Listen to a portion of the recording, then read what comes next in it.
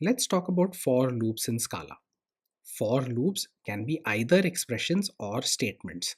Scala allows us to toggle whether a for loop is an expression or a statement by the addition or subtraction of a single word yield. Let's really quickly revisit the idea of statements and expressions. We won't belabor the point again, but remember that statements are units of code which do not return a value. Lots of constructs in Java tend to be statements. A statement in general is not an R value. It cannot be the right hand side in an assignment. A statement is either one statement or a unit of code, which could be a set of statements between a pair of curly braces. Expressions, on the other hand, do return a value. Expressions are R values. You can chain them, you can use them to assign values to a value or a variable. We've already spoken about how in Scala, the language cleverly converts a bunch of constructs from statements, as they are in Java, into expressions, which can then be composed and chained in a functional manner. The prime example of this, of course, was the if-else construct, which is very clearly a statement in Java, but an expression in Scala. We also spoke about Scala's match expression, which corresponds to the Java switch statement, but is just way more powerful. Let's now talk about for loops. For loops in Scala can be either expressions or statements. Scala has one additional word, yield. This word helps to toggle from a statement to an expression and vice versa. Adding the word yield to a for loop will convert that for loop into an expression. How so? Well, a for loop with yield will yield a collection of the return values of each iteration. Again, let's break this down. If you add the word yield to a for loop, the return value will be a collection. A collection of what? Well, a collection of the return values of each iteration of the loop. After all, the loop portion of a for loop is an expression and it can have a return value. And adding the word yield will tell the Scala compiler that you would like a collection with all of those return values mushed together. If you leave out the yield keyword, well, then you'll get a Java style old school for loop. Scala will simply execute the iterations and not save the return values.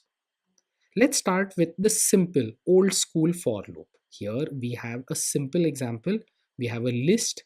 This is our first encounter with a Scala collection, by the way. So it's something of a red letter moment. We have a simple list. Notice how we've initialized it using the keyword list and a bunch of values enclosed in double quotes and separated by commas. All of these are enclosed in parentheses. The right hand side here is a list. Again, this is a list of the days of the week. The right hand side of this assignment is an expression. It's of type list of string. Notice how the type string has been specified in square brackets. This is a generic type parameter very similar to string in angle brackets in Java. Okay, now that we have defined a list, a simple collection, let's iterate over that list in the simplest manner possible. Here is a list that we are walking over exactly as we would in Java. We have a list variable day, a loop variable, day. This is similar to the for each construct in Java. Inside the body of the for loop, we have a match expression. The match expression will test whether the day is Monday, MON, in which case it will print out that it's a manic Monday. Notice that each iteration will merely print out a value. It doesn't return anything. It will it will print a different value for Monday than for the other days, but none of these expressions will actually be returned. Each iteration will just do its thing and exit. This is an old school for loop without yield. This is a very Java-like for loop. Let's now convert our for loop from a statement to an expression by adding the word yield. You can see the word yield there. We've added it just before the body of the for loop, just before the curly braces. And we have also changed the match expression so that it returns something. It doesn't just print to screen.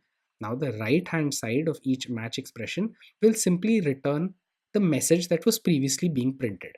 If it's Monday, we will return Manic Monday rather than printing Manic Monday. For any other day, we will simply return that day rather than printing that day to screen. Clearly, now our match expression has a bunch of return values, and the return value of this entire expression, of this entire for loop with yield, is a collection of the return values of each iteration of the loop. This is important, this is worth parsing. So let's go over this again. Our for loop with yield has indeed yielded a collection. A collection of what? Well, it's a list of strings. It's a list, it's a collection of type list of string. The contents of this collection are the return values from each iteration of our loop. And x, which you see there, is exactly the L value in the assignment. It is on the left hand side of the assignment. The results of the for loop with the yield were saved. They became an R value in an assignment, and we could save them in a value. All of this was made possible by the addition of the simple word yield. Why does this matter? Why did we spend 5 or 6 minutes talking about yield and talking about for loops, which can be either expressions or statements?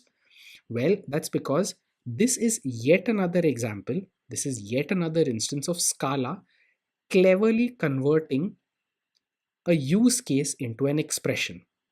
Think of how often in Java you have a bit of boilerplate where you collect the results of a for loop in a list. You can see the kind of code I mean on screen now. Any Java programmer worth her salt would have written boilerplate code like this a bunch of times. We have initialized a list, then we have iterated through the contents of the list and populated another list.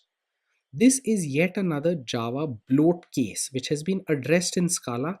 Simply adding the word yield into the for loop gives us back a collection. It dispenses the need for all of this additional setup that you've been laboring within Java.